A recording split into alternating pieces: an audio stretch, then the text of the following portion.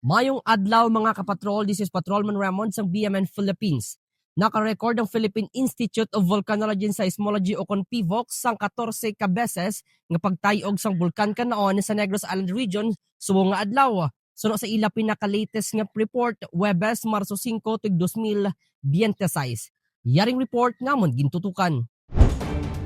Kasi sa datos ng PIVOX, naglabot sa 879 katonelada sa sulfur dioxide o kung nasupre ang inpagwa sang bulkan humaling pa sang Marso 4. Na-record man ang pagbuga sang asupre nga nagtaas sa 75 metros halin sa crater sang bulkan. Sa subong nga tion, nagapabilin sa alert level 2 ang bulkan kanlaon.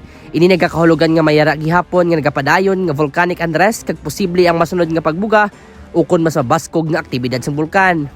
Padayon yung ginapatugyan sa PIVOX ang publiko nga maghalong kag hindi magpalapit sa ginapatuman nga Permanent Danger Zone o kon PDZ sa palibot sang bulkan.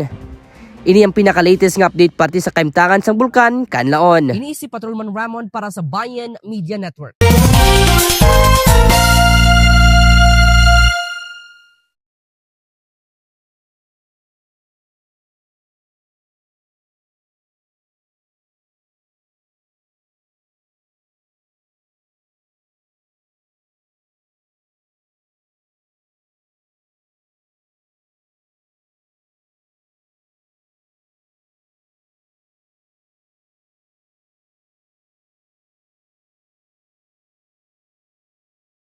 Tuyo sini nga mas mapalapit sa mga bagunon ang serbisyo sa syudad kagin payag man ni Avellana nga gusto iya mapabatsyag sa mga pumuluyo sang bago ang gugma sa syudad hindi magpauli kag magulikid gid sa tanan. Of course, sa mga pinalangga ko nga kasimanwa sa bago, please know nga ang tanan namon nga maginahikot para sa inyo para lang gid mapalapit gid ang serbisyo namon sa inyo.